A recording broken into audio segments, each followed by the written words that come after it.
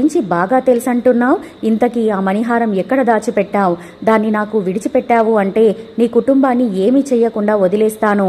అలా కాదు అని ఆ మణిహారాన్ని నీ దగ్గరే ఉంచుకున్నావు అంటే నేను నిన్ను నీ ఫ్యామిలీని వదిలిపెట్టను. ఎక్కడ దాక్కున్నా సరే వెతికి మరీ చంపేస్తాను అని ఉపేంద్ర బెదిరిస్తూ ఉంటే రామచంద్రయ్య నవ్వుతూ, మణిహారమా నా దగ్గరే ఉంది అని తన జోబిలో ఉన్న మణిహారాన్ని తీసి ఉపేంద్రకి చూపిస్తాడు. ఈరోజు ఈ మణిహారాన్ని ఆ స్వామివారికి అలంకరించి పూజ కూడా చెయ్యబోతున్నాను తెలుసా. ఆ విధంగానైనా రాజావారి రాణివారి కృతజ్ఞతను మేము తీర్చుకుంటాము. ఈ మణిహారం ఎప్పటికీ నీ చేతులకు దొరకకుండా చూస్తాను అని రామచంద్రయ్య కోపంగా అనేసరికి, నీకు నా గురించి తెలిసి కూడా నువ్వు ఇంతలా మాట్లాడుతున్నావా? ఆ మణిహారం నీ దగ్గర పెట్టుకొని నువ్వు ప్రాణాలతో ఉండగలను అనుకుంటున్నావా? పూజ చేయించగలను అనుకుంటున్నావా అని ఉపేంద్ర కోపంగా మాట్లాడుతూ ఉంటే, ఎలాగైనా సరే నేను ఈరోజు పూజ చేయించే తీరుతాను, నువ్వు ఇక్కడే చావు అని చెప్పేసి రామచంద్రయ్య వెళ్తూ ఉంటాడు. అప్పుడే చామంతి కూడా పరుగున అక్కడికి వచ్చేసి తండ్రికి ఏమీ కాకపోవడంతో చాలా సంతోషపడిపోతుంది. చామంతి, నువ్వైనా మీ నాన్నకి చెప్పు, నువ్వు ఇప్పుడు ఆ మణిహారాన్ని నాకు ఇచ్చేస్తే మీ ఫ్యామిలీని నేను వదిలిపెడతాను. మీ నాన్నకి ఎంత చెప్పినా అర్థం కావట్లేదు అని ఉపేంద్ర చామంతిని కూడా బెదిరించాలని చూస్తూ ఉంటే, ఒరే, ముందు నువ్వు ఆ గోతిలో నుంచి బయట పడితే కదా మమ్మల్ని ఏమైనా చేసేది, ఆ తర్వాత ఈ మణిహారాన్ని దక్కించుకునేది. ముందు బయటపడరా చూద్దాం అని చెప్పేసి రామచంద్రయ్య చామంతి చేతిని పట్టుకుని పరుగున అక్కడి నుంచి వెళ్ళిపోతాడు. ఉపేంద్ర మాత్రం గొంతు చించుకొని వాళ్ళని పేర్లను పిలుస్తూ ఉంటాడు. ఇక తరువాత చామంతి పరుగున గెస్ట్ హౌస్కి వచ్చేస్తుంది. అక్కకు విషయం చెప్పాలని అక్క కోసం వెతుకుతూ ఉంటుంది. చామంతి రోజాని వెతుకుతుందని రోజాకి కూడా తెలుసు. కానీ పట్టనట్టుగా ఆ పిలుపును విననట్టుగా పక్క నుంచి నడుచుకుంటూ వెళ్ళిపోతూ ఉంటుంది. అప్పుడు చామంతి అక్కను చూసి, అక్క రా, నువ్వు ఇటు నుంచి నడవకూడదు, అటు వెళ్దాం పదా, మనం దాక్కుందాం పదా అని బలవంతంగా తనను తీసుకుని వెళ్తుంటే రోజా మాత్రం కోపంగా తన చేతిని విదిలించుకుంటూ, అసలు నిన్ను ఇక్కడి నుంచి వెళ్ళిపోమని చెప్పాను, ఇంకా ఏం పనుందని ఇక్కడే ఉంటున్నావు? నా మాట అంటే నీకు లెక్కలేదా? నీ మాట వినాల్సిన అవసరం నాకు లేదు అని అలాగే డోర్ దగ్గరికి వస్తూ ఉంటుంది.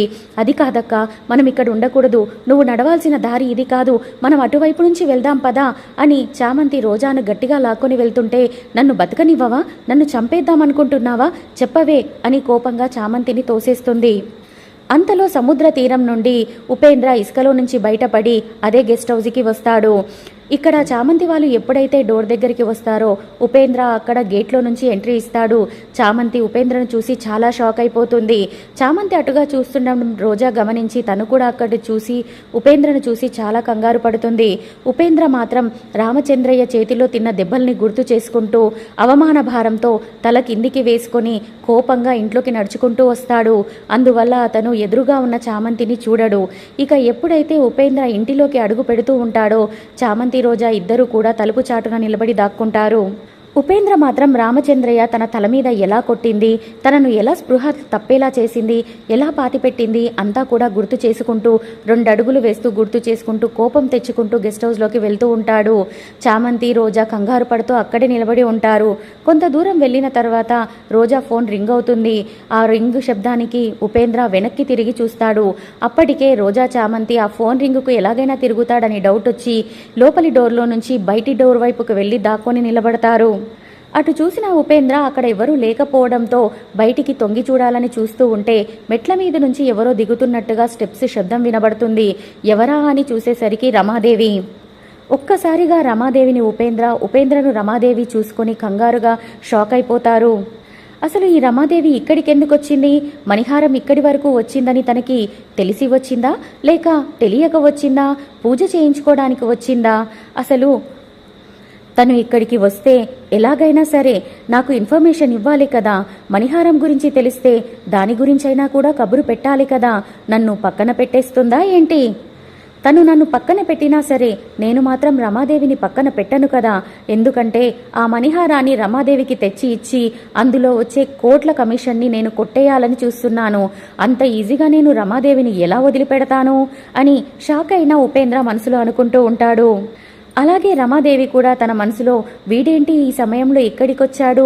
వీడు మామూలుగానే వచ్చాడా, లేక నేను ఇక్కడున్నానని తెలుసుకొని వచ్చాడా, ఇంకే పని మీదైనా వచ్చాడా అయినా రోజా రాజవంశీకుల వారసురాలు అని తెలిసిన తర్వాత రోజా ద్వారానే ఆ మణిహారం నా దగ్గరికి వస్తుందని నేను అనుకుంటున్నాను కదా. మరి అలాంటప్పుడు ఈ ఉపేంద్రతో నాకు పనేముంది? అయినా వీడిని పక్కన పెట్టకుండా వీడితో ఇంకా మాట్లాడాల్సిన అవసరం నాకేముంది? సరే, అయినా సరే ఎందుకొచ్చాడో సరే విషయం కనుక్కుంటాను అని క్యాజువల్గా రమాదేవి అక్కడికి వెళ్ళి ఇద్దరూ కూడా చిరునవ్వుతో ఉంటారు.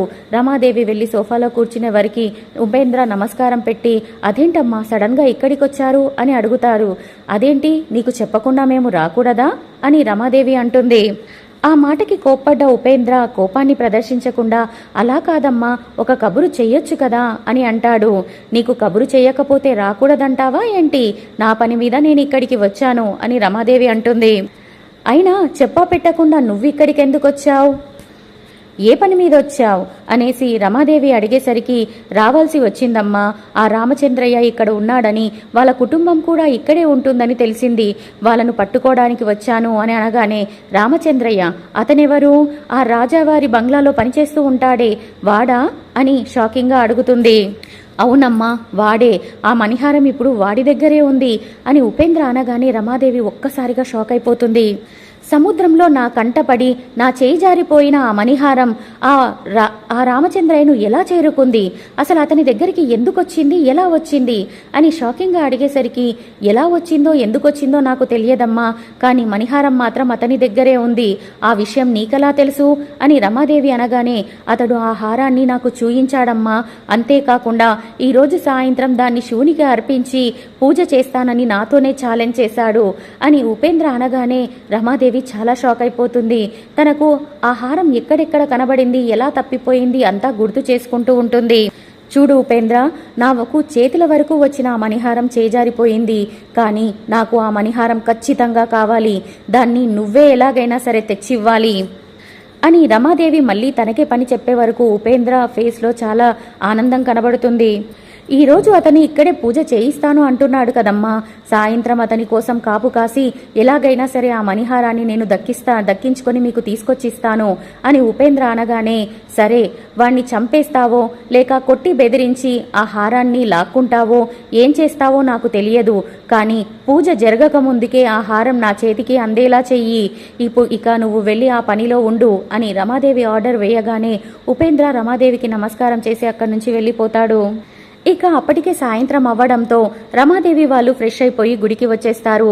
అక్కడ పంతులు గారు రమాదేవి వాళ్ళను చూసి గుర్తుపట్టి, ఈరోజు మహాశివరాత్రి, మీరు హోమం చేశారు, అందులో నుంచి వెలుగులు కూడా వచ్చాయమ్మా, అసలు ఈ స్థలానికి చాలా ప్రత్యేకత ఉంది, ఇక్కడ శివుడు కొలువై ఉంటాడని అందరూ భక్తులు నమ్ముతూ ఉంటారు, అందుకే మహాశివరాత్రి రోజు ఇక్కడికే వచ్చి ఉదయమంతా నిష్టగా ఉపవాసం చేసి రాత్రంతా శ్రద్ధగా జాగరణం చేస్తారు, అలా చేస్తే వాళ్ళు కోరుకున్న ప్రతి కోరిక నెరవేరుతుందని భక్తుల నమ్మకమమ్మా అని పంతులుగారు అనగానే, అలాగా పంతులుగారు, అందుకోసమే ఇక్కడ ఎవరు ఉపవాసం ఉన్నా లేకున్నా నేను మాత్రం ఉపవాసం ఉండి జాగారం చేయాలని నిర్ణయించుకున్నాను అని రమాదేవి అనగానే ఆ మాటలు హర్షవర్ధన్కి ప్రేమ్కి షాక్గా అనిపిస్తాయి. ఇక తరువాత రమాదేవి వాళ్ళందరూ కూడా ఒక మండపం దగ్గరికి వెళ్ళేసి భక్తితో శ్రద్ధతో శివనామ స్మరణ చేస్తూ ఉంటారు. ఒక్క రోజా మాత్రం ఆకలితో కడుపును పట్టుకుంటూ వాళ్ళు చేసే జాగరణ చూస్తూ శివనామ స్మరణ చూస్తూ అసలు తనకి విసుగొచ్చినట్టుగా, అదంతా తనకి ఇష్టమే లేనట్టుగా ఫేస్ని పెట్టేసి కోపంగా తన మీద తానే ప్రదర్శించుకుంటూ ఉంటుంది. ఇక ఇక్కడ చామంతి వాళ్ళ నాన్న కోసం గుడిలో ఒక ప్లేస్లో ఎదురు చూస్తూ ఉంటుంది. అప్పుడే రామచంద్రయ్య అక్కడికి వస్తాడు. నాన్న, ఎన్నిసార్లని ఇలా తిరుగుతావు, ఎంతకాలం ఇలా దాక్కొని నువ్వు అటు ఇటు వెళ్తుంటావు, ఈరోజే ఇన్నిసార్లు మనం దాక్కొని కలవాల్సి వచ్చింది కదా నాన్న అని చామంతి బాధపడుతూ అడుగుతూ ఉంటే, నేను ఎంత బాధపడ్డా ఏమీ పర్వాలేదమ్మా, మనం అనుకున్న కార్యం అనుకున్నట్టుగా జరిపించాలి, ఈరోజు రాజావారి రాణివారి ఆత్మ శాంతించాలి అంటే ఈ హారానికి మనం ఎలాగైనా సరే పూజ చేయించాలి, ఈ హారం ఎన్నిసార్లు తప్పిపోయినా సరే తిరిగి మళ్ళీ నీ చేతుల్లోకే వస్తుంది అంటే దాని అర్థం నీ చేతుల మీదే దానికి పూజ జరగాలని ఆ శివయ్య ఆజ్ఞ అనుకుంటా, అందుకే ఈ హారానికి నువ్వే పూజ చేయాలమ్మా అని రామచంద్రయ్య అనగానే, ఎలా నాన్న, అది ఎలా సాధ్యమవుతుంది, మా అమ్మగారి వాళ్ళ ఫ్యామిలీ అంతా అక్కడే ఉంటుంది, నేను అక్కడికి వెళ్ళి పూజ చేశాను అంటే మా అమ్మగారు కానీ వాళ్ళ ఫ్యామిలీ మెంబర్స్ కానీ ఆ మణిహారాన్ని నన్ను ఇద్దరిని చూసేస్తారు, ఆ తర్వాత అది కంట పడని వాళ్ళ కంట పడింది అంటే మన చేజారిపోతుంది కదా నాన్న అని భయంగా చామంతి అంటూ ఉంటే, ఏదేమైనా సరే అమ్మా, ఖచ్చితంగా ఈరోజైతే పూజ జరిగే తీరాలి అది కూడా నీ చేతుల మీదే జరగాలి, ఆలోచించు అని రామచంద్రయ్య అంటాడు. తండ్రి మాటను కాదనలేక చామంతి కూడా ఆలోచనలో పడుతుంది. అంతలో మళ్ళీ గుడి పంతులు వేరే భక్తుల దగ్గరికి వచ్చేసి అక్కడ ప్లేస్ యొక్క విశిష్టతని అందరికీ ఎక్స్ప్లెయిన్ చేస్తూ, అంతేకాదమ్మా, మహాశివరాత్రి రోజు ఇక్కడికి ఉదయం బ్రహ్మ ముహూర్తంలో అఘోరాలు వస్తారు. వాళ్ళ చేతులతో స్వయంగా శివునికి అభిషేకం చేసి పూజలు చేస్తారు. అందుకే ఈ మహాపుణ్యక్షేత్రం ఎంతో ప్రసిద్ధికెక్కింది అని పంతులు గారు వివరిస్తూ ఉంటే రామచంద్రయ్య అదే పనిగా చామంతిని చూస్తూ ఉంటాడు. చామంతికి మాత్రం అర్థం కాదు తండ్రి ఎందుకలా చూస్తున్నాడో. సరే అమ్మా, నువ్వు ఇక్కడే ఉండు, నేను ఇప్పుడే వస్తాను అని రామచంద్రయ్య అక్కడి నుంచి వెళ్ళి గుడి గోపురాన్ని దర్శించుకుంటూ ఉంటుంటే ఉపేంద్ర కూడా అదే సమయంలో అటుగా వస్తాడు. ఇక ఉపేంద్ర కంట రామచంద్రయ్య పడిపోతాడు. నువ్వు ఇక్కడున్నావా, నీ సంగతి చెప్తాను అని రామచంద్రయ్యని ఫాలో అవుతున్న ఉపేంద్ర కొంత దూరం తర్వాత భక్తుల హడావిడితో రామచంద్రయ్యను మిస్ అయిపోతాడు. ఇక మండపంలో కూర్చున్న రోజా ప్రేమ్ని కోపంగా చూస్తూ, నువ్వు నన్ను తిట్టావు కదా, నేను చామంతిని కొట్టానని నువ్వు నన్ను అన్ని మాటలు అంటావా? నేను నీ అన్నకి కాబోయే భార్యని, మీ ఇంటికి కాబోయే పెద్ద కోడలని, అలాంటి నన్ను అంతలా అవమానిస్తావా? నీ సంగతి చెప్తానుండు, దీనికి ప్రతిఫలం నువ్వు అనుభవించాల్సిందే అని ప్రేమ్ని కోపంగా చూస్తూ ఉంటుంది. ఇక అనుకున్న బ్రహ్మముహూర్తం రానే వస్తుంది. అప్పుడు చామంతి అఘోరా వేషంలో అక్కడికి వస్తుంది. ఎప్పుడూ కూడా ఆడవాళ్ళు అఘోరాగా రావడం జరగదు. ఆ రోజు తను రావడంతో అక్కడున్న పంతులు గారు కూడా షాక్ అయిపోయి, ఈ మాత ఎప్పుడూ ఇంతవరకు ఈ గుడిలోకి రాలేదు, అలాంటిది మొదటిసారి వచ్చింది అంటే ఏ అమ్మవారి దయో, ఏ అమ్మవారి రూపంలో తను ఇక్కడికి వస్తుందో తనకి హారతించి స్వాగతం పలకండమ్మా అని రమాదేవికి చెప్పగానే రమాదేవి కూడా హారతి తీసుకొని చామంతి దగ్గరికి వెళ్తుంది. రమాదేవిని అక్కడ చూసిన చామంతి షాక్ అయిపోయి 1 నిమిషం వెనక్కి జరుగుతుంది. తర్వాత తేరుకొని తను అనుకున్న పూజను జరిపించుకుంటుంది. మరి రోజా ప్రేమ్ని ఏ రకంగా ఇబ్బంది పెట్టబోతుంది? చామంతియే అఘోర వేషంలో వచ్చిందని రమాదేవి గుర్తుపడుతుందా? మణిహారానికి పూజ చేస్తున్న చామంతిని రమాదేవి పట్టుకుంటుందా? తెలుసుకోవాలి అనుకుంటే నా ఛానల్ని సబ్స్క్రైబ్ చేసుకొని పక్కనున్న బెల్ ఐకాన్ని క్లిక్ చేసి ఆల్ సింబల్ని ప్రెస్ చేసి నాకు ఒక లైక్ ఇవ్వడం మర్చిపోకండి. Good night friends, bye bye.